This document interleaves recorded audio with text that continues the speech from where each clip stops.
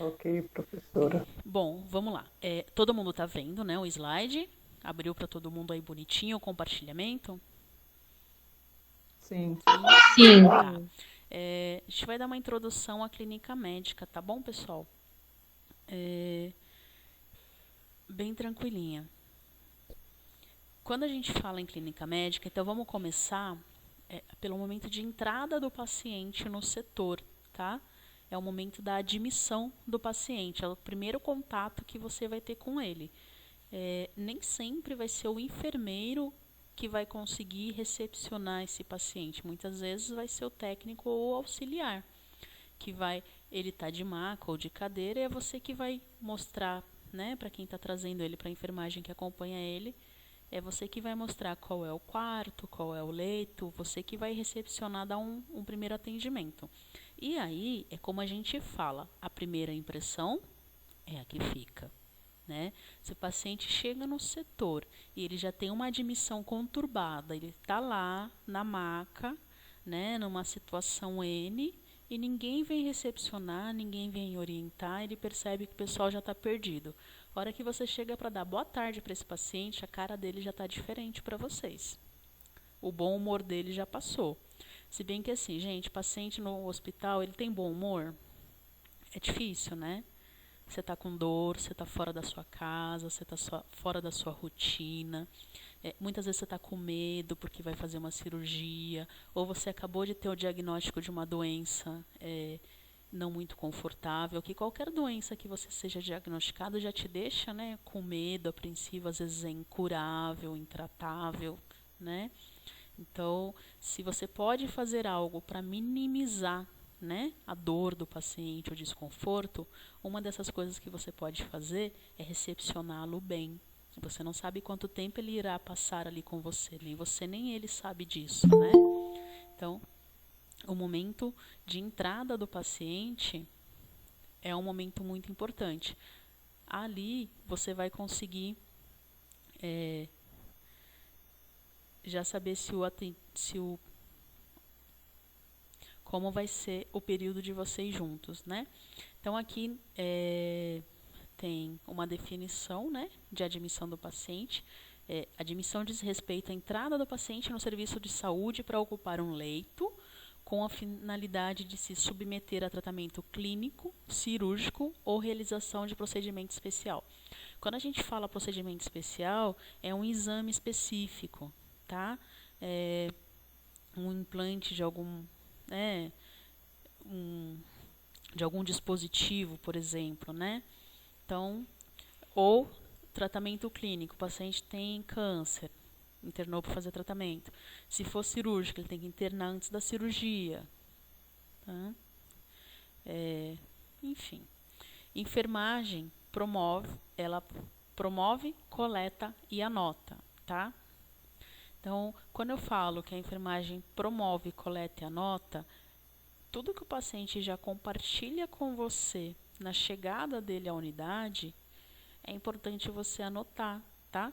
Porque esse paciente ele pode entrar contactuando, o que não quer dizer que durante toda a internação ele vai estar nessa condição. Muitas vezes ele pode evoluir para uma condição que ele já não converse ou nem fique com você, vá para uma UTI posteriormente, tá? Então, você recebe o paciente de forma cordial, né? Seja gentil, seja simpático, seja educado, né? Você não está ali para ficar amigo de ninguém, só que você tem que tratar bem, né? Verifica se as fichas estão completas, porque ele vai vir com uma documentação, uma papelada. E a partir do momento que você aceitou e liberou o seu colega, a responsabilidade se torna sua, tá bom? Então você verifica no momento de entrada, mas para o final da aula tem os papéis, tá? Eu consegui reproduzir de uma forma bem básica, mais ou menos o tipo de papelada que a gente tem, que está dando uma olhada, tá? Acompanha o paciente até o leito, auxilia ele a deitar e tenta dar aquela sensação de conforto para ele. Se for no SUS, dependendo do hospital, vai ser um pouquinho mais complicado. Às vezes ele te pede um travesseiro, não tem. Ele te pede mais um cobertor, não tem. Mas A falha de não ter um travesseiro não quer dizer que você tenha que ser grosseiro, tá? Às vezes não tem um travesseiro, mas a sua educação foi tamanha que tudo bem não ter o travesseiro, ele entende, tá? No particular, já é um pouco diferente. Você já tem a televisão, o ar-condicionado, né? Então, você tem que fornecer os controles para o paciente, mostrar onde está. Se ele pede para ligar a televisão, para sintonizar em determinado canal. Às vezes o ar está ligado, ele pede para desligar. Então, é isso. Quando a gente fala promover conforto, é esse acesso, tá bom? Se for um quarto com mais de um paciente, você tem que apresentar ele, né? Você auxilia ele apresentando ele pro restante do pessoal. Tentar fazer com que ele se sinta confortável, se sinta ambientado, né? Você tem que pensar que às vezes esse paciente nunca internou. Às vezes a primeira internação da vida dele é com você, né? É importante explicar para o paciente onde fica banheiro, horário das refeições, né? Mostrar para ele onde fica a campainha, porque é a forma que ele vai identificar, né? Que ele vai estar chamando a equipe da enfermagem. O paciente tem direito de saber o nome do médico que está acompanhando ele, ou o médico que está de plantão, e o nome da enfermeira, tá? Por conta do pessoal que fuma, é importante, né, explicar com relação ao regulamento para os fumantes, horário de repouso e horário de visita. Gente, essa parte do horário de visita, ela é bastante importante porque ela complica um pouco, porque assim, ó, às vezes você fez lá 6 meses na UTI, você foi funcionário da UTI por 6 meses, aí a UTI tinha um horário de visita. Aí você foi cobrir férias de um colega lá na clínica médica. Na clínica médica o horário de visita é outro. Então, se acontecer de vocês estarem em outro setor, se atentem, né, às regras, aos horários, para você poder informar de forma correta, tá bom? Isso vai facilitar a sua vida. Já pensou? Você fala a hora errada para o seu paciente? Ele vai ficar muito bravo com você, né? Aí tem a folha de anotação, tá? Você vai fazer uma abertura do seu relatório. Vocês estão craques já em relatório, né? Treinaram bastante esse período que vocês ficaram em casa. Imagino que sim, né? Quem cala consente. Então é importante você registrar. Como vai ser a primeira anotação do seu paciente na clínica médica, você tem que anotar de onde ele veio, que é a procedência. Veio da residência? Veio de SAMU? Veio do pronto-socorro? Veio do centro cirúrgico? Veio da UTI? Porque ele pode ter vindo de qualquer local do hospital, né? Ou de fora. É importante saber? Sim. Por quê? Se ele deu entrada no pronto-socorro, pode ter ficado algum pertence ou algum documento por lá. Tá? É para ficar? Não. Mas pode ter ficado? Sim. Às vezes ele entrou na emergência, da emergência ele foi fazer exame, do exame ele já subiu para o andar. E as coisinhas dele ficou lá na emergência, tá? Ou ficou separadinho para entregar para o acompanhante, ele saiu antes do acompanhante chegar, enfim, N situações, tá? Então, você tem que anotar de onde ele veio, para se você precisar ir atrás de alguma coisa, seja um documento ou um pertence, te ajuda a saber. Permanência de acompanhante você tem que identificar, tá? Então, geralmente o paciente está com acompanhante, você se identifica. Olha, sou a Cris, sou técnica de enfermagem, estou com o seu João hoje, ele é minha responsabilidade, né? Até às 18 da noite. A senhora é o que dele? A pessoa vai falar, sou esposa do seu João. Qual o seu nome? Dona Maria. Ok, Dona Maria. Precisando, pode chamar. Quando você for lá no seu relatório, você coloca assim, ó, assuma o paciente, fulano de tal, acompanhado pela esposa, Maria. Tá bom? Condições gerais de entrada, gente, não precisa nem falar, né? O paciente chegou, você anota tudo que você consegue ver, principalmente integridade da pele, tá bom? Porque se você diz que você pegou ele com pele íntegra e a hora que ele vira as costas para trocar a fralda, tá cheio de hematoma.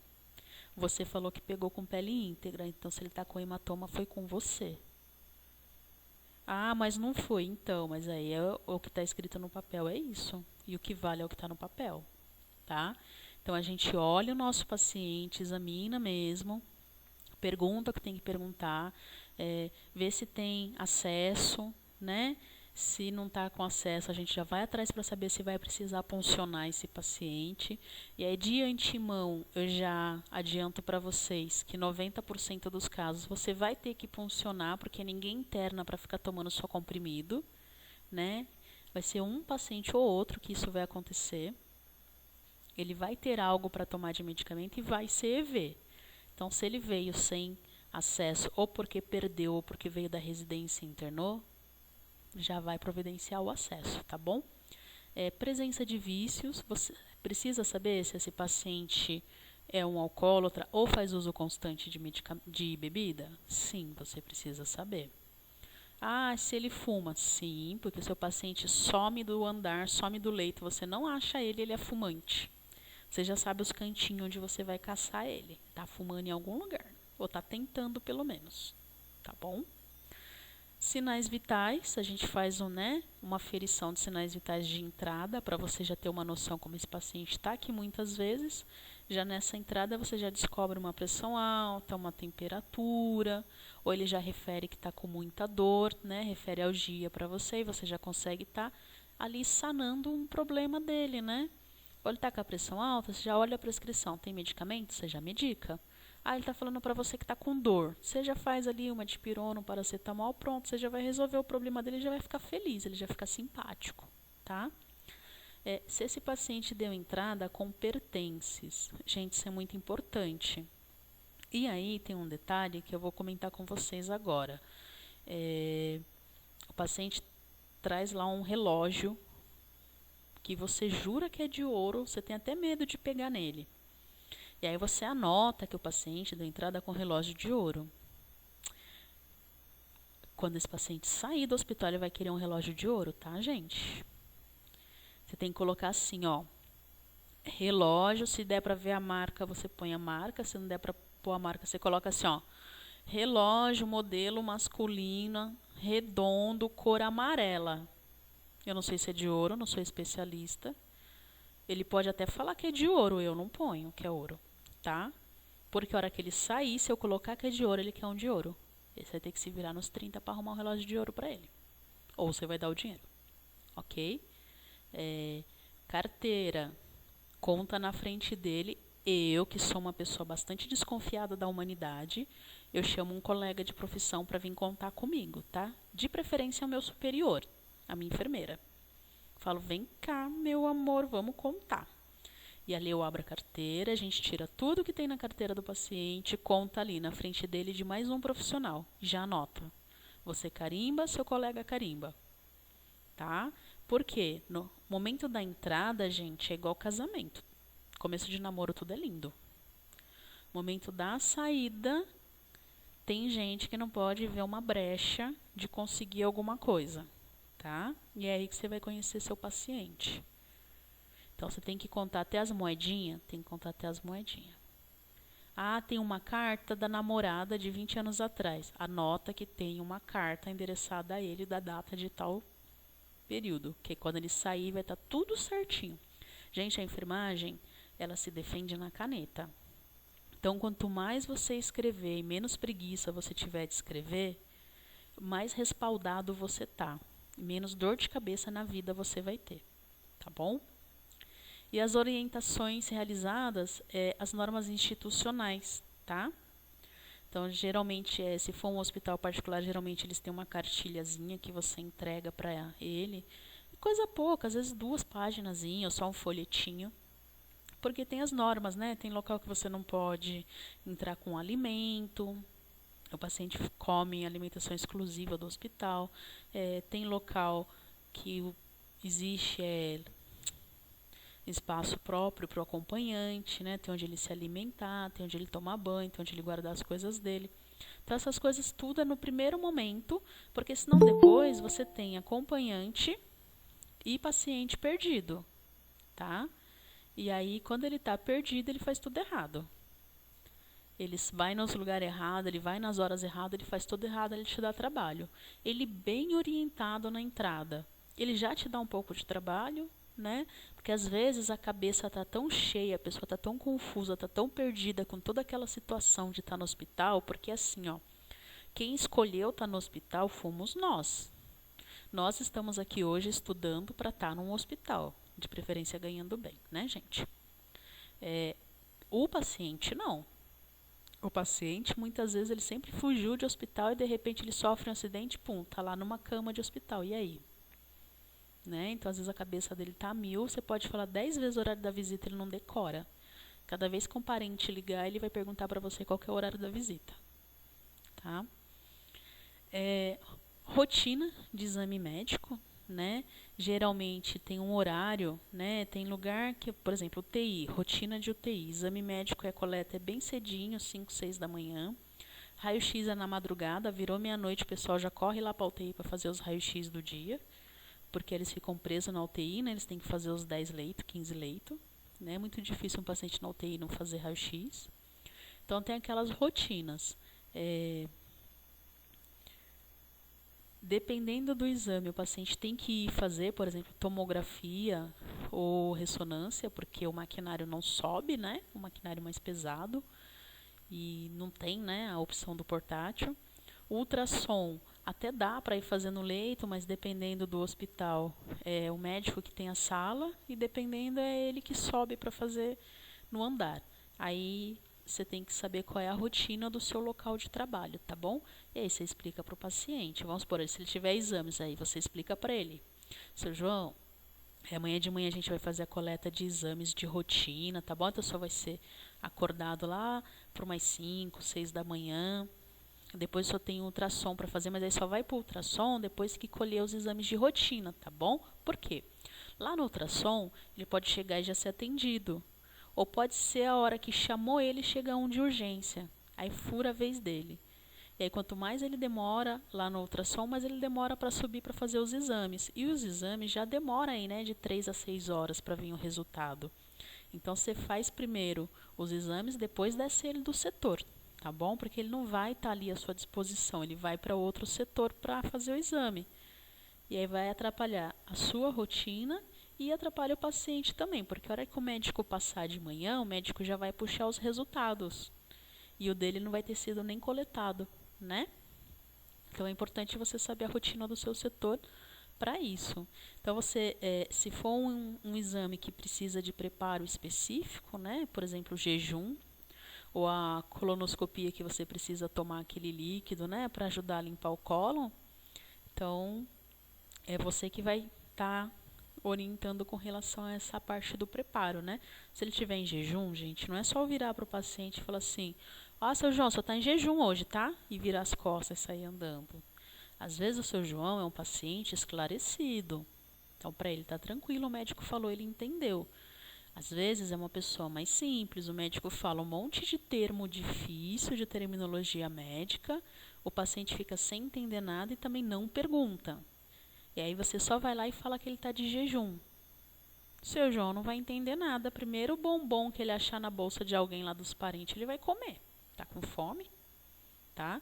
Então você explica. Você fala, seu João, só está de jejum, tá? Até amanhã mais ou menos tal hora. Porque eu só tenho um exame assim, assim, assim para fazer. Tem que estar de jejum, porque senão acontece isso. Ou não consegue fazer o exame, você tem que explicar para o seu paciente. Ou pelo menos ter certeza que ele entendeu. Às vezes o médico já explicou e ele entendeu. Tá? Tem exames que somos nós, né, a enfermagem, quem fazemos. No caso, vocês também farão.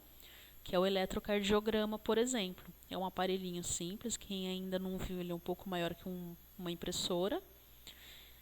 E é na hora, né? Já sai o resultado, aí só tem que saber interpretar, tá? Tem cursos de eletrocardiograma, consegue fazer online também, e a gente acaba pegando na prática, né? Coleta de exame, sangue, urina ou secreções. E também somos nós que encaminhamos o paciente para exames de imagem, tá? Quando eu falo exames de imagem, é raio-x, tomo, ressonância, o próprio ultrassom em si, ok? Aqui, todo mundo já viu esses tipos de 3 dieta, né? A gente fala que é a dieta normal, a via oral, né? A dieta interal e a dieta parenteral. A parenteral é a que vai pela veia, né? Ele pode estar usando um catéter PICC, por exemplo, para se alimentar. E aí se alimenta por bomba, tá? Ou por sonda nasointeral, que aí vai direto pro estômago, tá? Vem essa dieta na prescrição médica, o médico deixa prescrito ou deixa em jejum, lembra? Não está em jejum, ele vai colocar qual é o tipo de dieta. O serviço de nutrição precisa ser avisado. Em muitos locais a gente avisa via computador, ou você liga. E quando vem a alimentação, se for via oral, você tem que observar se o seu paciente precisa de ajuda, tá? Às vezes ele tem algum problema que ele não consegue se alimentar sozinho. Você precisa, ou pelo menos, vamos supor, se ele não sai da cama, não adianta você colocar comida na mesinha lá no pé. Esse paciente vai ter dificuldade de pegar esse prato para comer. Então, você posiciona, você senta esse paciente, levanta o decúbito, vê se ele precisa de auxílio para que ele consiga se alimentar. Tá? Vou ter que dar na boca? Se precisar, sim. Tá? Vai enrolar meu horário? Vai. E aí é você que tem que se programar. Se você tem um paciente que precisa de auxílio para alimentação, então você vai ter que fazer a dinâmica aí com o seu horário e administrar o seu tempo, né? De forma a você não se perder. Se for dieta em bomba, gente, maravilha. Olhou lá o acesso, tá bonitinho, programa a bomba certinho, já era. Você não tem mais dor de cabeça, né? Se for por sonda, é só tomar muito cuidado para você não entupir a sonda, né? Então, tudo que você administra pela sonda, você lava com água em flush, né? Com um pouquinho mais de velocidade. Passa o alimento ou a medicação que for pela sonda e lava de novo com água, que ela não entope, não te dá trabalho, tá? Tranquilinho até aqui? Sim. Sim, né? Sim. Tá, pessoal, não esqueça. Tranquilo. Sim. Quem foi chegando, né? Professora, depois, não eu fiquei esquece. curiosa com uma coisa. Tá, peraí, só um pouquinho. Pessoal que foi chegando depois, não esquece de pôr o nome, tá bom? O nome e a sala, que é lá no chat, não é no WhatsApp, é no chatzinho aqui que eu vou fotografar depois. Não esquece que é a presença de vocês. Diga, quem quer falar? É que você falou que sobre interpretar os exames, os eletrocardiogramas, isso a gente tem que fazer ou seria só opcional? Não, é assim, como A eu gente sempre é falo. obrigado a interpretar? Não, isso é um médico que vai laudar. Não que faz vai dar parte, né? Mas se a Então, gente quiser, não entendi. faz parte, mas é legal porque assim, Entendi. você faz o exame, você está num plantão naquele dia conturbado, tá? Nem sempre o seu plantão vai ser tranquilo, você vai conseguir fazer tudo no horário, jantar no horário, fazer uma hora, nem sempre vai ser lindo assim, tá? Vai ter dia que você vai pegar o plantão todo bagunçado, você vai sair para jantar já pensando que você tem 1000 coisas para fazer, então você já vai jantar e voltar correndo. E às vezes você vai abrir seu relatório já praticamente na hora de fechar. Tá? Você saber interpretar um exame é legal porque você faz o exame e você já sabe a gravidade do seu paciente. Às vezes você bate o olho no exame, você já viu uma alteração, você já sai correndo atrás do médico. Entendi. Entendeu? Porque às vezes no meio do seu plantão que já não está calmo, o seu paciente passa mal por uma coisa que você já tinha visto no exame. Aí sabe o que o médico vai fazer? Vai falar assim, mas vocês fizeram o eletro, vocês viram essa alteração e ninguém me comunicou? Entendi. Entendeu? Porque não é difícil, é uma coisa bem tranquila, não vai demandar mais do que algumas horas de vocês, que os 2 vídeos que você veja já abre a sua mente, entendeu? E vou falar por experiência, isso salva plantão, o seu no caso, entendeu? Porque evita você ter problema, porque o médico já está avisado, já entrou com os medicamentos, já entrou com o que precisa entrar, pronto, você está sossegada. Você tenta correr e apagar seu incêndio. Sim, porque, veja, eu já fiz eletrocardiograma e a primeira coisa que eu fiz foi perguntar para a técnica que estava fazendo, para a enfermeira, não sei o que ela era. E aí, tem alguma alteração? Tem alguma coisa? Você pode me dizer alguma coisa? Você pode me adiantar alguma coisa? Isso não pode? Não. Tá. Não por isso pode. Que ela falou, não, é só o médico. É só o médico. Por isso que eu falo que Tá é bom. pra você a vantagem. Se você vê que deu uma alteração e você entende a gravidade, você já sai atrás do médico. Se você vê o exame e tá tranquilo, você deixa lá e fala, tá feito. O médico lá em algum momento Entendi, vai Pro. olhar. Ele pediu, ele sabe que vai estar feito. Ou ele vai cobrar, vai falar, cadê o exame que eu pedi do leito tal? Aí, ó, já tá lá na caixinha de Uhum. exames realizados, entendeu? E mesmo a gente sabendo interpretar, a gente não pode passar nada para o Pro paciente. paciente, não. Quem passa é o médico, Tá. tá bom? Obrigada, Pro. Nada. Visitas, né? É preconizado pela PNA, né, que é a Política Nacional de Atenção Hospitalar, é essencial para humanizar o cuidado do paciente. Um paciente que ele recebe a visita da família, ele se recupera muito mais rápido, né? Ele tem uma resposta ao tratamento muito melhor, né? Aí, assim, desde que seja uma família presente, né? Uma família que não vai lá para estressar mais o paciente.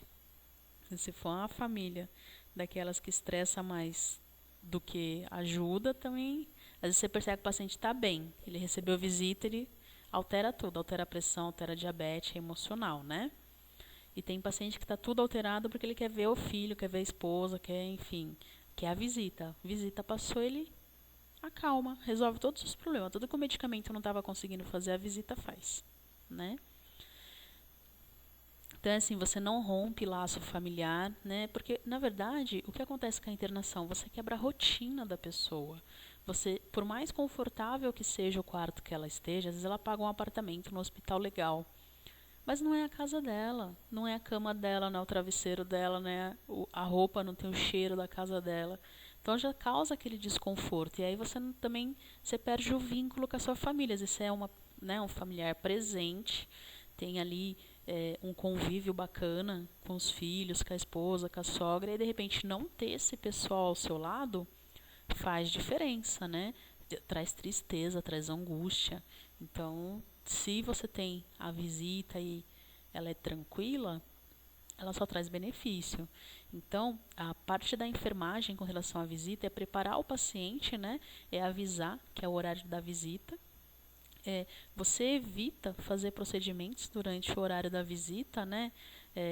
Às vezes a pessoa, se é um hospital público, a pessoa tem lá meia hora para visitar. Se nessa meia hora você vai tirar seu paciente para tomar banho, olha a maldade com ele, né? A pessoa não vai entrar todo mundo no banheiro para ver ele tomar banho, né? Então, pô, espera aquela meia horinha e deixa ele ter a visita dele, depois você leva ele para o banho. E às vezes a família vem com bastante dúvida e a gente já fala assim, não, a orientação é só com o médico.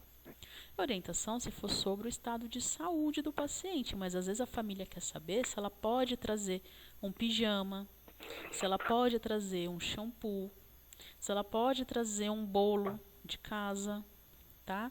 E aí essa orientação é a enfermagem que dá, tá bom?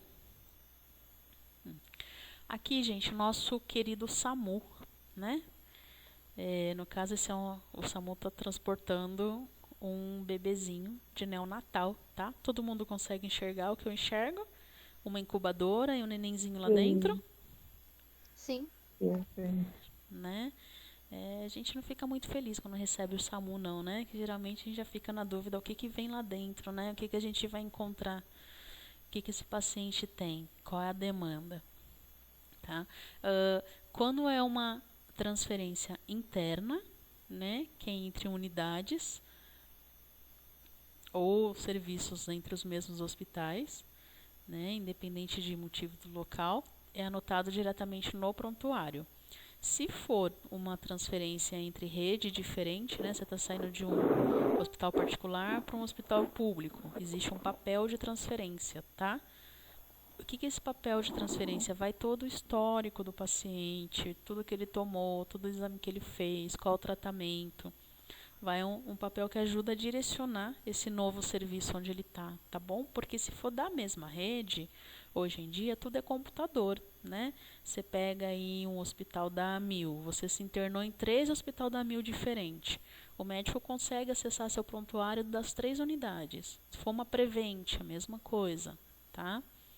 Então, por mais que a gente tenha o computador, o papel hoje ele ainda é muito usado, porque às vezes você tem essa falta de interligação, né? Um hospital não consegue acessar as informações do outro, se não forem da mesma rede. E aí fica difícil, né? Às vezes a pessoa está no público, foi para o particular. não tem as informações que precisa, acaba tendo que ser papel mesmo.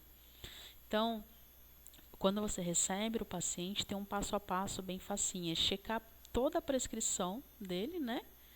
E tudo que foi checado e todo o cuidado que foi prestado. Você separa todos os medicamentos para mandar junto com o paciente. Todo medicamento que já está lá disponível para ele tem que ir junto com ele. Por quê?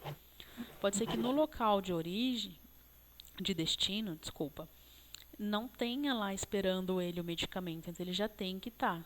E você avisa o paciente, você prepara ele antes, né? Você explica para onde ele vai, para mais ou menos que hora está previsto, se pode ir acompanhante, né? A gente explica o máximo daquilo que a gente sabe para tentar deixar o paciente um pouco mais tranquilo. E separa todo o material, né, que seria de uso pessoal do paciente. Por quê? Às vezes ele vai para uma rede que é longe, ele vai para um hospital distante, se ele esquecer um chinelo, uma carteira com documento. Às vezes o pessoal separa tudo que está lá visível e esquece, por exemplo, o hall de pertences, né? Aí fica a carteira do paciente, correntinha, relógio, aliança de casamento, fica tudo lá no hospital, alguém tem que ir lá retirar. Quando a gente fala de gente nova, né, é mais tranquilo. O pessoal é ágil. Quando a gente fala de idoso, que às vezes quem cuida daquele idoso é outro idoso, né, as coisas já ficam um pouquinho mais complicadas. Então a gente tem que tentar facilitar a vida do paciente e do acompanhante, né? Se for entre hospitais, né, que não sejam da mesma rede, é necessário um acompanhante, tá? Gente, para toda regra tem exceção. Se for um caso de emergência, que às vezes o paciente precisa de uma UTI e aquele hospital não tem UTI ou não tem vaga. Não tem acompanhante, mas se ele não for para UTI, ele corre risco de morte. Ele vai sem acompanhante, tá? A saúde do paciente vem primeiro, o bem-estar dele. Então, assim, lembrem-se, toda regra tem exceção. É você que vai quebrar a regra? Não, é gente acima da gente, tá? É o pessoal que regula a vaga, é o médico que vai assinar, tá? A nossa função é informar o paciente. Prover todos os recursos clínicos para transferência. Se o paciente precisa de O2, você verifica se a ambulância tem O2. Ah, mas a ambulância que veio é de fora. Tá, mas você vai lá fazer um checklist com o pessoal da ambulância. Tá? Geralmente tem um papel de checklist para a gente preencher. E aí você pergunta, tem médico? Tem. Qual o nome? Você anota. Ah, quanto você está de O2? Você anota. Por quê? Se esse paciente passa mal durante o transporte, chega lá e o médico fala, esse paciente passou mal porque não tinha O2. Aí vão lá na ambulância, o O2 está zerado. E você anotou que o O2 estava cheio. Vai dar ruim, né? Na verdade, você não desceu para olhar, você não verificou, você chutou. E às vezes a gente chuta errado, tá? Então, quanto mais verdadeiro for o seu checklist, a sua resposta, mais garantido você tá. Porque assim, gente, paciente, ele nunca é estável, ok? Caso o paciente retorne ao serviço, o leito dele deve estar arrumado para receber ele de forma adequada, tá? Sempre organizado. Às vezes é o momento de você fazer a troca de lençóis, deixa a cama lá bonitinha. Se ele foi só para fazer um exame, ou o paciente que vai fazer diálise, né? Geralmente ele passa o dia fora. Você arruma o leito dele, deixa ele bonitinho esperando ele. A única cama que a gente deixa desarrumada é a nossa, que a gente sai às 6 da manhã, volta às 10, ela tá do mesmo jeito. Tá? Rotina de alta, né? Alta, a gente entende que é o encerramento da assistência, né? O paciente ele não necessita mais daquele leito, ele não necessita mais daquela vaga, né? A alta ela tem que estar assinada pelo médico. Quem dá alta para o paciente é o paciente? Tem a evasão, né? Ele some do leito, ninguém acha, ele conseguiu sair do hospital. Ok, foi a evasão, mas aí não é alta, é evasão.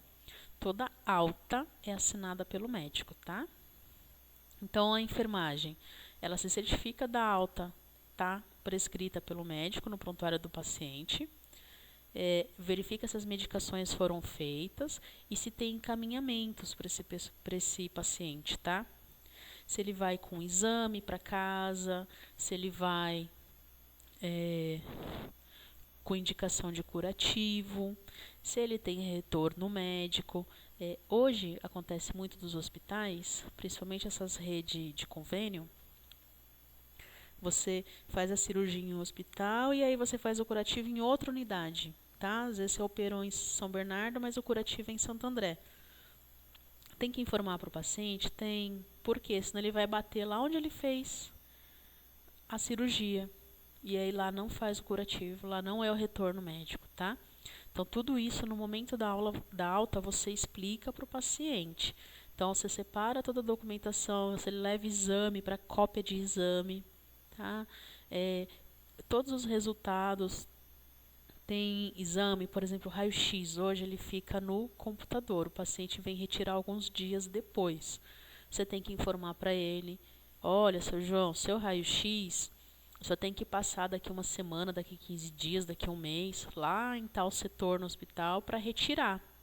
Você vai trazer seu nome, o cartãozinho do SUS, e aí eles vão imprimir para o senhor. Tá bom? Tá bom. Eletro não tem segunda via, tá, gente? Porque não fica memorizado. Então, eletro, ele leva o original. E se você perder, também não tem outro.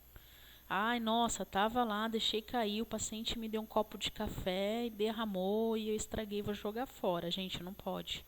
Não tem como você tirar a segunda via do paciente. Eletro é só aquele, acabou de sair é aquele, tá bom? Quando o paciente vai de alta, você manda o original. Verifica com ele, né, no quarto, objetos pessoais, se não esqueceu nada. Medicamento, tem alguns hospitais que o medicamento que são em gotas, o paciente Não, pode levar. Oi. não tem uma área onde fica as coisas do paciente, Então, mas você porque fica com ele no quarto, tem que né? verificar com ele. Ah, tá. Por exemplo, você tem Eu achei que tinha um lugar sabonete, tem específico, por exemplo, no chinelo, quarto. né? Alguns Ah, tá, locais vai entendi. ter, e aí, gente, eu tô falando de hospital mais top, tá? Ele tem uma pessoa, né, que é da hotelaria. Quando você fala que um hospital tem hotelaria, você já imagina o nível de hospital que a gente está falando, né? Não é um convênio da Intermédica, ok? Ele vai ter a pessoa da hotelaria que vai vir, vai acompanhar esse paciente, vai perguntar se, né, se ele tem alguma coisa guardada lá no hall de pertences e vai entregar para ele. Vai ajudar ele a acomodar, vai trazer sacolinha para ele acomodar as coisinhas. Mas aí esse a gente está falando de outro nível de hospital. A grande maioria é você que no quarto vai ajudar o paciente a fazer aquele apanhado de tudo que é dele. Para ele não esquecer nada para trás. Carregador de celular, óculos, prótese, brinco. Às vezes tirou a mão, inchou um pouco, tirou a aliança, colocou na gaveta. Então, é você que ajuda ele a fazer esse apanhado. Os medicamentos, tem hospitais que quando ele abre uma dipirona em gotas, aquela dipirona é do paciente. Então, se o paciente só fez uso um horário, ainda vai ter dentro do frasco mais medicamento. Os hospitais antes jogavam fora. Hoje, ele manda para o paciente levar para casa. Então, tem paciente que vai para casa cheio de frasquinho de medicamento já aberto. Porque abriu para usar para ele, né? E ele teve alta, ele leva embora. Então, você precisa ir lá na gavetinha de medicamento do paciente e fazer essa limpa, né? O que é para você devolver para a farmácia e o que você pode mandar para ele. Comprimido, geralmente, você devolve. Medicamento de alto custo, você devolve. Geralmente, o que o paciente leva é pomada ou gotas, que é fracionado, né? Porque é coisa que você não vai poder devolver, vai para o lixo. Então, entre ir para o lixo e você dar para o paciente, estão dando para o paciente, que é o melhor que pode ser feito. Alguns hospitais, o paciente, mesmo que ele esteja tranquilo, esteja bem, o paciente só sai de cadeira de rodas, tá? Por quê? Você garante o conforto dele, ele está de cadeira de roda, você leva ele até a porta do hospital, onde você orienta, né? O familiar já está com o carro para retirar ele, ou a partir dali, se ele está sem carro, você entrega para o familiar e é responsabilidade do familiar. Ou se ele for um paciente que vai embora de maca, você tem que providenciar a maca para ele, tá bom? Se ele vai de alta, é bem facinho. Se ele vai embora por óbito, aí a situação já é um pouquinho diferente, né? Porque você tem a questão da família, né? Que aí você não consegue chegar e já pegar o corpo e já preparar, porque às vezes a família tá ali, tá chorando, é um momento difícil, a gente tem que respeitar, né? Às vezes o familiar se agarra com o corpo ali no momento de desespero. E a gente, né, acaba tendo que dar aquele tempinho para a família respirar, por mais que às vezes a gente esteja sem tempo, ok? Então, quem constata, né, atesta o óbito é o médico. Existe um formulário que o médico preenche para poder sair o atestado, né? E aí, com o atestado de óbito, é documento, a pessoa, né, o familiar, consegue enterrar o seu ente querido. E tem efeitos legais também, porque aí entra questões financeiras, herança, casa, carro, enfim. Tá? Então, é um documento e é o médico que preenche. Quem comunica a morte é o médico. Na ausência do médico, pode ser um enfermeiro, não é o técnico, nem o auxiliar, tá bom, gente? Mas aí, até para ser o enfermeiro, é de acordo com o que a instituição permite, a grande maioria das instituições deixa centralizado no médico, tá? Nem é o enfermeiro que faz esse aviso. Desligar os aparelhos ou equipamentos que emitem sinais sonoros. A gente chega no quarto e vai desligando, né? O que quer que ele tenha de aparelho. Se ele está com o manguito ali aferindo a PA, a gente já retira. Se ele está recebendo um soro, você já desliga o soro. Retire esse acesso, né? Ele não vai precisar mais. Já faz um curativo, deixa ele bonitinho. Se for um quarto coletivo, né, um quarto duplo, que hoje a maioria são 2 ou 3 leitos, você providencia um biombo, porque às vezes o paciente do leito do lado pode ficar impressionado, né? Nem todo mundo está acostumado a ter um óbito, a ver um corpo ali ao lado, às vezes assusta um pouco, né? Você pede licença para a família, né? Você explica que você precisa fazer alguns procedimentos ainda e que você precisa desse momento, e não é interessante a família acompanhar, porque para eles é dolorido, né? Por exemplo, se o paciente está com um tubo ou se ele está com uma sonda vesical de demora, poxa, você está ali, né? Vai sacar, vai tirar. Para o acompanhante é um momento difícil, né? Então você pede licença, retira todos esses dispositivos que ele está. E tranquilo, a única coisa que daria para a gente retirar na frente da família seria o acesso venoso mesmo. O restante, o ideal é que a família não esteja presente, tá bom? Manter o silêncio, nessa hora não tem o que você falar, né? E também não é hora de falar que você está com fome, nem que você está cansado, nem que você brigou com o marido, nem da novela, nem do BBB, tá? Esse é o momento de ou você se acalma e se aquieta, ou você ouve, né, o familiar. Vai querer contar alguma coisa, vai querer dizer o quanto ele era bom, ou quanto vai fazer falta, ou quanto sofreu e agora descansou. Tá? Se pôr no lugar do outro, tá bom, gente? Imaginar que poderia ser o inverso, né? Poderia ser você ali com um familiar seu. Como você gostaria que tratassem o seu familiar, né? Então, tem uma rotinazinha assim bem básica que está aqui no slide pra gente. Posicionar o paciente em decúbito dorsal e braços posicionados ao lado do corpo. Retira travesseiro, retira almofada, coxim, tudo que tiver servindo de apoio, porque nesse momento já não tem mais função, né? Cobre com lençol até o ombro. Eleva levemente a cabeceira. Se ele tiver com prótese dentária, você tira, óculos, o que ele estiver fazendo uso, né? Fecha olhos e boca. Se necessário, você posiciona alguma coisa abaixo do queixo para fazer uma pressão para que ele fique de boca fechada, porque tem o enrijecimento, né? Fica duro, enrijecimento cadavérico, depois você não consegue fechar a boca desse paciente, ou se ele tiver de olho aberto, você também não consegue baixar os olhos dele, né? E aí na hora do velório é complicado. Antes de você levar esse paciente para o morgue, porque no hospital tem um setor, geralmente se chama morgue, que o corpo fica aguardando que a funerária venha retirar. E aí lá no morgue já ninguém entra, né? Então, lá já é mais complicado.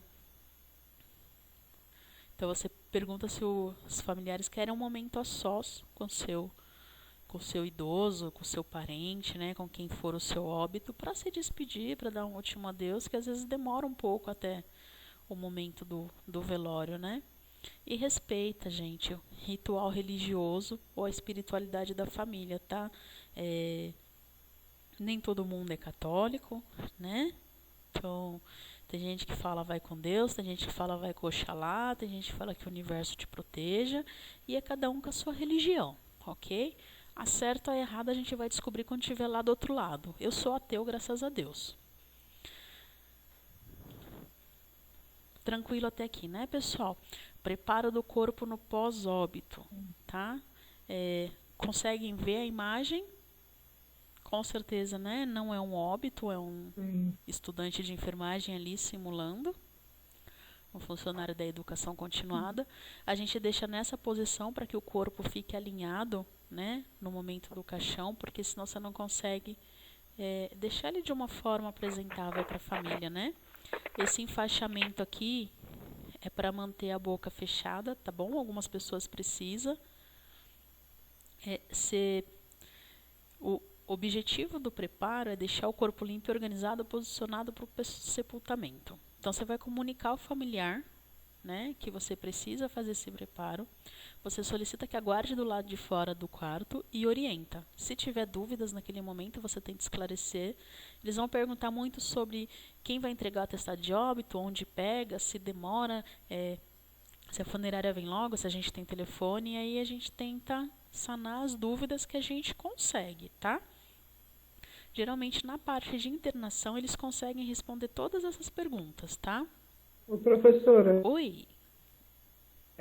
ele tá com a faixa amarrada nas mãos também? Sim, para que os braços não pendem. Se você deitar, não sei se você tá, onde você está fazendo aula agora, mas se você tentar deixar os celular. braços para cima, assim, né, na posição que ele tá, você não percebe que, por tendência, o braço quer escorregar?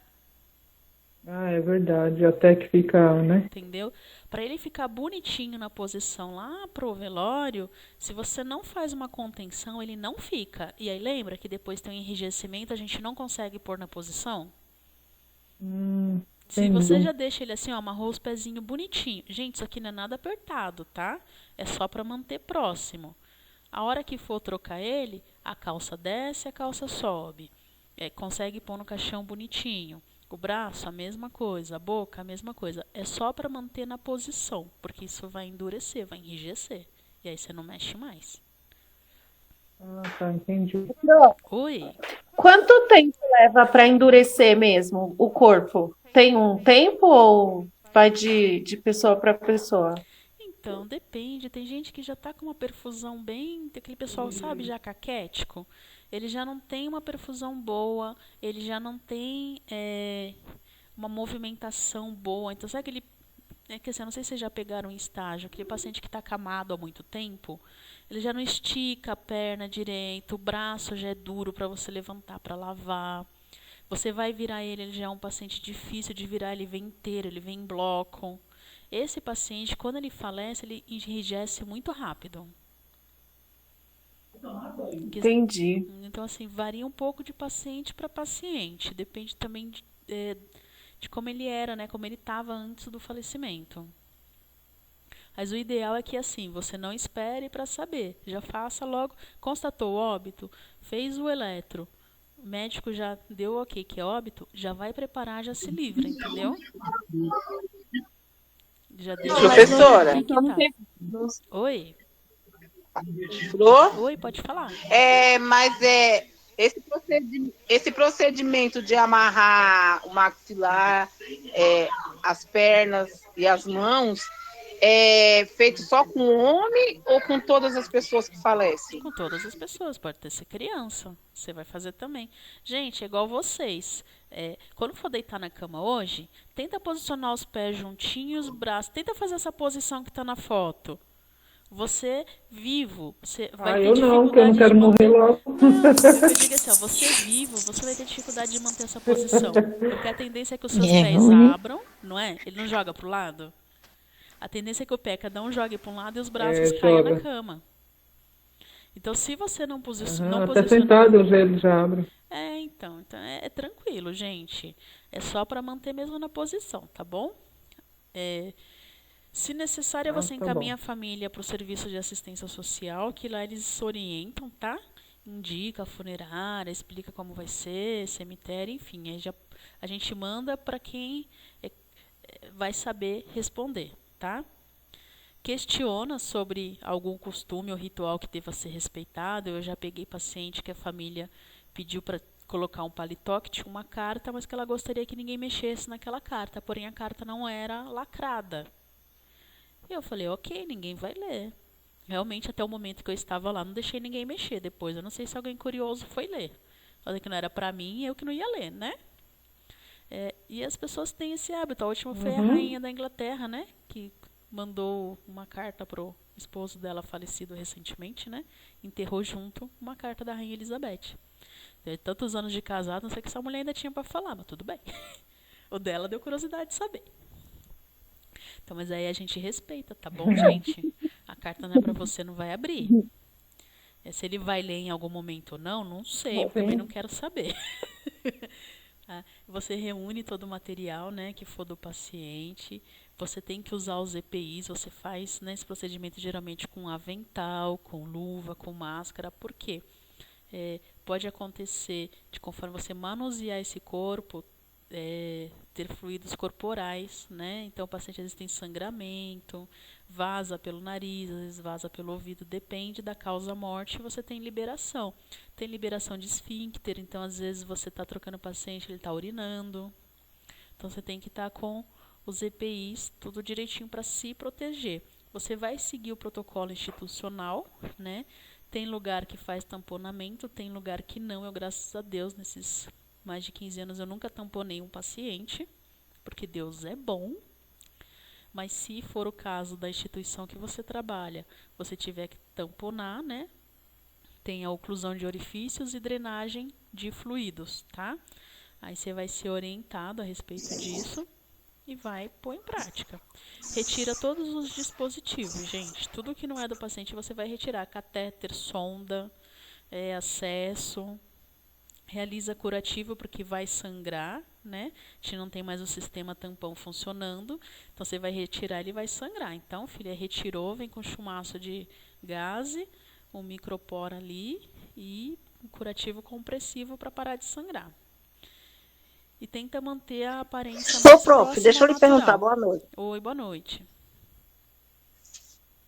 Deixa eu lhe perguntar, tem paciente que morre assim, e na hora que está trocando ele ainda respira, né? Dá aquela respiração? É sensação só que Acontece, né? respira. Acontece, gente, porque assim, às vezes você tem liberação de É? gases, né? Ah, E às vezes é gases que o paciente está liberando, você tem aquela sensação de que você viu um movimento torácico, por exemplo, e aí você acha que ele está respirando. Ou ele solta algum barulho, né? tá. Ou gases, né? O Aham. famoso pum, ou como se fosse um arroto, aí a gente acha que o paciente quer falar. Gente, nessa hora que você está mexendo com o cadáver, segura a imaginação. Porque a imaginação vai longe, ainda mais nos primeiros, tá? Então tem que tentar. Tá bom, obrigada, prof. Essa etiqueta que vocês estão vendo no dedão do paciente, ela é real, tá? Você vai com uma identificação e é padronizado no pé mesmo, viu? Porque sempre quando forem procurar a identificação do paciente, vão procurar lá no pé. Então, tem essa fichinha no hospital, não é um papel qualquer que você vai fazer, e você vai preencher os dados ali.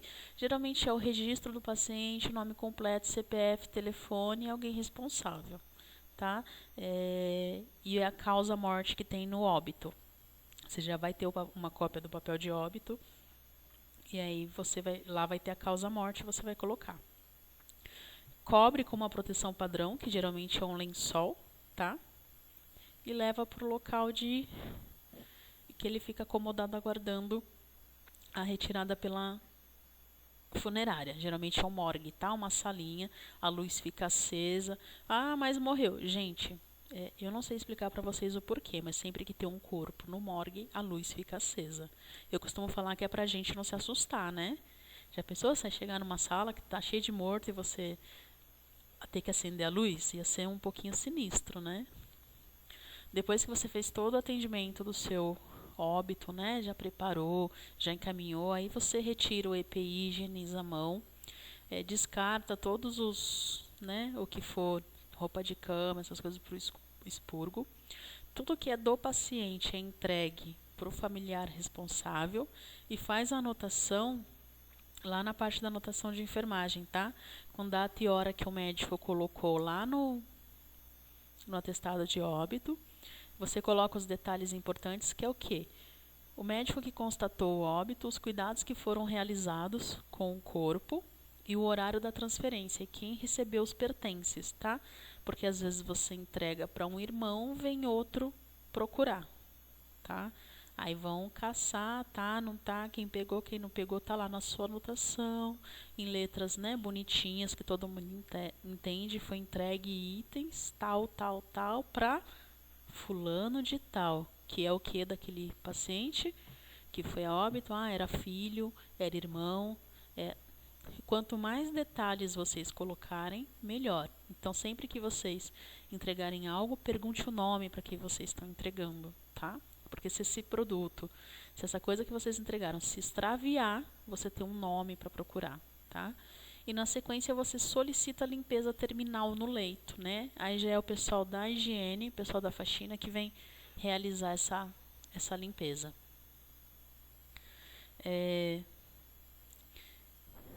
Aqui, gente, tem um pouquinho falando da rotina de limpeza, né? São 3 tipos: concorrente, terminal e de manutenção. Todo mundo lembra? Concorrente é aquela enquanto o paciente ainda está lá, né? A gente faz aquela limpeza boa, porém não é a faxina, né? Terminal é quando morre. Não só quando morre, tá? Às vezes o paciente está internado. Tem local que acima de 10 dias tem terminal. Tem hospital que acima de 15 dias o paciente troca de leito e é feita uma terminal. Tem local que toda semana o paciente ficou 7 dias. No 8º, ele sai do leito, vai dar uma passeada, é feita uma terminal. Tá? Porque a ideia da terminal é você não permitir proliferação de fungos, de bactéria, de nada que possa estar se depositando ali ao redor do leito, né?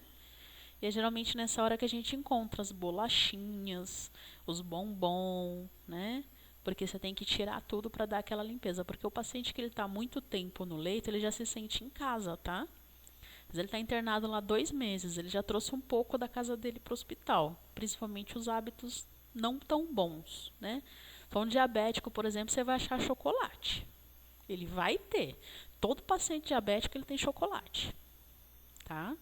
Que a desculpa é que não pode ficar sem o docinho. Mas, na verdade, é porque dá vontade, né? Então, ele vai ter. E nessa concorrente, nessa terminal, como você tem que tirar tudo do quarto, é a hora que a gente acha. Aqui, gente, eu coloquei as terminologias, né? Só para a gente diferenciar. Quem tem terminal a todo instante é no centro cirúrgico, tá? Vocês estão vendo aqui essa foto dela limpando o teto? Terminal limpa até o teto, tá bom, gente? Centro cirúrgico, a cada cirurgia não tem concorrente, é terminal. Saiu um paciente do centro cirúrgico, aquela sala passa por uma terminal. Enquanto não fez a terminal, não entra de novo, porque tem que ser todo estéreo o procedimento, né? Na UTI também tem terminal, tá? Porém, pela gravidade do setor, se tem vaga, eles remanejam o paciente de leito e conseguem fazer uma boa terminal. Com o paciente no leito é um pouquinho mais difícil essa terminal, mas ela também ocorre, tá? E tem a limpeza de manutenção, que tem como objetivo manter o padrão de limpeza. Quando a gente fala de manutenção, é assim, você vê que o pessoal da higiene passa com esse carrinho aqui, né? Aí vai retirando o excesso de lixo, repõe papel, se tem paciente que ele é meio, né, bagunceiro, ele sai espalhando tudo, ele joga no chão. Aí o pessoal da limpeza vem e faz só um por cima, só para deixar esteticamente bonito, né? Aquele que você olha e você fala, tá limpinho. Tá bom? Tem aqui as terminologias. Mobiliário, sujidade, leito, resto de alimento, retirada dos lixos, sempre as meninas da higiene, antes de acabar o plantão delas, elas dão uma passada. Elas fazem os tipos de higiene que precisa fazer.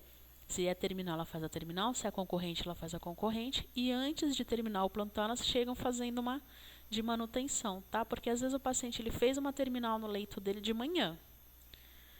Mas é aquele paciente que está com acompanhante, que tem um monte de procedimento, que toda hora vai técnico lá, enfim. Agora que ela vai fazer a de manutenção, o quarto nem parece que recebeu uma terminal. Você fala, nossa, nem parece que esse quarto foi limpo hoje. Mas muitas vezes a culpa não é do pessoal da limpeza, às vezes é o próprio paciente, tá? Ou a condição clínica dele, que tem um entra e sai muito grande, o lixo enche mais rápido, né? Enfim. Lembra que eu comentei com vocês que a gente ia falar um pouquinho do prontuário do paciente? Então aqui tem só um adendo e a gente já vai ver os pormenores, tá? O prontuário é do paciente ou do hospital, né? Essa é uma questão. De acordo com a lei, as informações pertencem ao usuário. E a entidade é a encarregada legalmente por guarda e conserva dos dados, ou seja, o prontuário está lá. Aquele papel é do paciente ou é do hospital? O papel é do hospital. Ah, mas a informação é do paciente, ele tem direito ao acesso à informação. Ele não tem direito a pegar aquele papel, enfiar na bolsa e levar embora. Ele pode solicitar uma cópia do prontuário dele. Só que aí existem os meios para isso, tá? Ele tem que ir no setor específico, no hospital, aí cada local vai ter um nome, né? Ou setor de internação, ou setor de prontuário. Enfim, cada local acaba determinando de uma forma. Ele vai fazer um pedido por escrito, ele não paga nada por isso. Às vezes eles entregam na hora, imprime na hora para ele, ou às vezes pede para ele vir depois de alguns dias retirar, tá bom? Mas nunca ele passa a mão naquele prontuário que vocês estão fazendo lá ainda e leva embora, tá? Por que essas informações ficam no hospital? Por lei, tá, gente? Sempre quando a gente fala por lei, não é porque o hospital é bonzinho, quer guardar papel. É porque é lei. Ele é responsável por preservar tudo que diz respeito à doença, tratamento e exame. Tá? A ideia é que essas informações fiquem guardadas, né, para ser usada posteriormente. Hoje tem computador, então hoje tem sistema, é mais fácil, né, mais fácil para acessar essa informação. Quando você passa no SUS, tá lá, você deu entrada no SUS há 6 anos atrás, tá lá marcado. Ah, você fez um tratamento no SUS, pessoal com vício. Está marcado. Pessoal que é viciado em medicamento. Aí ele vai sempre no pronto-socorro tomar lá um medicamentozinho controlado que dá um barato para ele. Tá no prontuário dele. Toda vez que ele passar no médico, daqui 20 anos, quando ele passar no médico, vai estar lá marcado. Tá? É bem mais fácil do que a época do papel, que você tinha que pedir, por isso que demorava, tá? Se o paciente precisar, então a entidade fornece, tá? E quando a gente fala de prontuário, a gente fala que é um documento importante para o profissional de saúde, tá? Não só para o paciente, porque aquilo ali norteia a gente. Ali você sabe o que o paciente tomou de medicação, o que ele fez de exame, ou o que ele precisa fazer de exame. Ali você tem a história dele, né? A entrada dele no hospital, ali tem um resumo da vida hospitalar dele, tá? Então, para a gente, ajuda muito. E ajuda muito quando a gente sabe mexer nele, né? Então tem o prontuário físico, que é toda a parte de papelada, e o prontuário eletrônico. Meu computador fugiu daqui da tela. Bom, mas prontuário eletrônico vocês já entendem que é o prontuário feito no computador. Grande maioria dos hospitais hoje, aqui que bonitinho, utiliza o sistema, né? Tudo é no sistema. E quando o sistema trava tudo. Tá? Geralmente ele vem, não sei se para vocês está nítido, mas ele vem a parte do médico, a parte da físio, a parte da nutrição e a parte da enfermagem. Cada um com o seu quadradinho, cada um preenche o seu papel, tá? Vai estar exatamente nessa ordem, gente? Não, tá? Alguns hospitais vai estar um pouco diferente, mas é basicamente isso que vocês vão encontrar. Uma capa, né? Às vezes nessa capa vem algumas informações relevantes para o paciente, um resumo de alguma coisa, ou a folha de capa é exames pedido de urgência, ou é só uma capa mesmo, sem nenhum tipo de informação.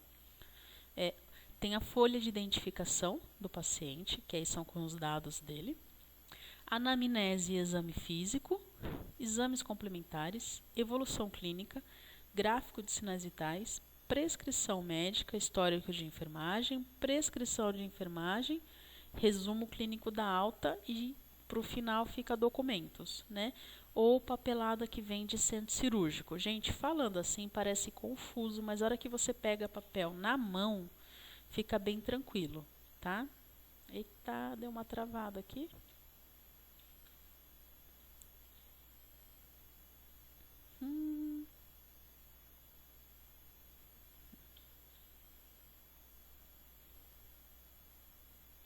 Ó, aqui, ficha de internação. Todo mundo, né, já deve ter em algum momento passado pelo hospital. Na sua ficha de internação vem algumas perguntas e aqui a gente acaba preenchendo, ajuda, tá?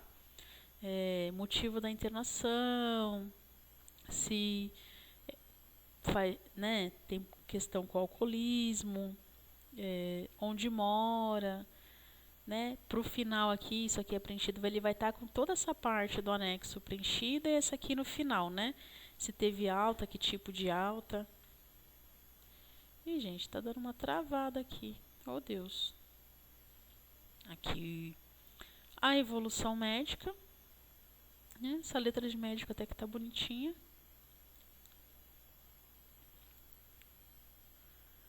Essa é a prescrição, né? Médica. O médico ele faz a evolução também lá na parte que compete a ele. E aqui é a parte que ele vai prescrever. Gente, aqui geralmente a gente cola uma etiqueta, tá? Hoje em dia é bem mais fácil. A parte que é a evolução de enfermagem, que é exclusiva do enfermeiro, mas que vocês podem olhar e ajuda também a saber o que o paciente tem. A SAI, né, que é a prescrição de enfermagem. E a parte que é de vocês, que é a anotação de enfermagem, tá? Aqui ela tá bonitinha, né? Às 10, às 10h30, às 11h30, às 14h, você vê que não fica muito tempo sem ir no leito, sem ver o paciente, né? Então, ela faz o procedimento e já registra, que é o ideal. É errado aquele auxiliar que pega o horário das 8 e anota até do meio-dia, né? E fala, mas eu fui e fiz tudo numa vez só. Não foi. Você não entrou lá às 8 da manhã e depois só meio-dia. Até porque o paciente chama, né? Então, você tem que anotar cada coisa no seu horário. Então, quanto mais realístico for, melhor. Se tiver exames, né? Se você tiver a cópia dos exames, tem também no prontuário uma parte.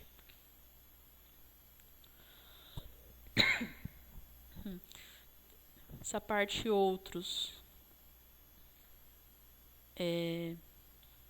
pode ter cópia de documento do paciente, pode ter encaminhamento médico, pode ter exame anterior que às vezes a família traz para mostrar para o médico e fica tudo lá na pasta do paciente, tá?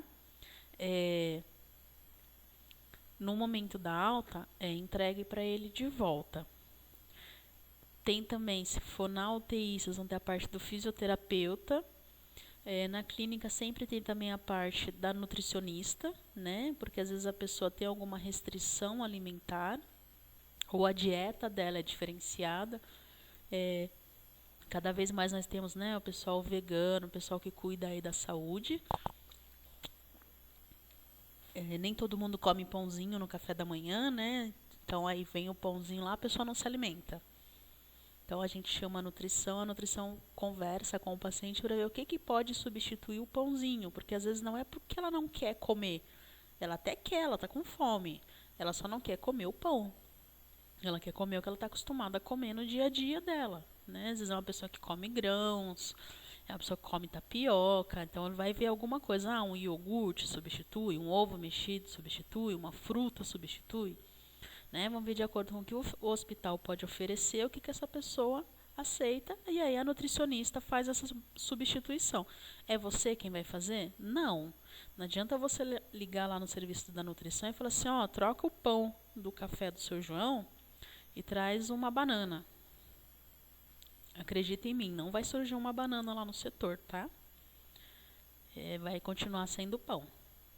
Se não for a nutricionista que venha e faça essa alteração, nada muda, tá? E é até bom que seja nutricionista porque ela já sabe o que esse paciente pode se alimentar ou não. Se for um paciente diabético, por exemplo, ela não pode oferecer qualquer coisa para fazer essa substituição. Às vezes é um pãozinho integral de um tamanho pequeno. Na hora da substituição, não é qualquer fruta que ela pode oferecer, por exemplo, né? Se o paciente é social, né? Ou ele tem alguma necessidade diferenciada, vai ter lá também a partezinha da assistente social. Às vezes é um psicólogo que precisa vir conversar com o paciente. Então, vários profissionais você vai encontrar as partezinhas dele lá, tá bom? A parte da papelada, não é só a enfermagem. A gente tem a noção de que o prontuário médico, a gente acaba achando que é só o médico e a enfermagem. Né? Médico, enfermeiro e o técnico. E não é, tá? É multidisciplinar. Então, você vai ter vários profissionais atendendo aquele paciente. Ok? Pessoal, dúvidas até aqui? Cadê meu povo lindo que estava aqui? Não. De boa, professora. Tranquilo? Não. Tá. Deixa eu parar a apresentação. Gente, esse material eu libero para vocês no grupo, tá bom? Não vou conseguir liberar no sistema hoje. Tá. E aí, assim que eu tiver acesso ao sistema, eu libero lá para vocês. Por enquanto, eu vou liberar no grupo. A aula, eu não sei como é que ficou a gravação, se saiu perfeita. Eu estou tentando uma gravação legal. E eu não sei se o Zap comporta, né, tanto tempo de gravação. Se eu não mandar o vídeo no grupo, é porque eu não consegui. Oi? Se você não conseguir mandar o vídeo, manda pelo menos esses PDF aí que a senhora explicou. Sim, esse PDF terminando a aula eu já mando para vocês, tá bom? Que aí fica mais fácil para a gente poder estudar também. E tem na apostila. Tá bom? Eu tento não fugir muito do assunto da apostila, porque eu sei que fica difícil para vocês acompanharem. A aula online, ela vem para agregar, mas eu sei que muita gente tem dificuldade de entender ela de forma online. Então, eu tento não fugir muito da apostila, que pelo menos vocês vão ter um material bacana para se apoiar, né? E eu sempre vou estar liberando o meu PDF. Então, acho que aí, para a hora de prova, fica tranquilo. Então, porque pelo PDF é melhor, porque o que acontece? O tema 1 aqui na apostila para a gente está muito pequeno.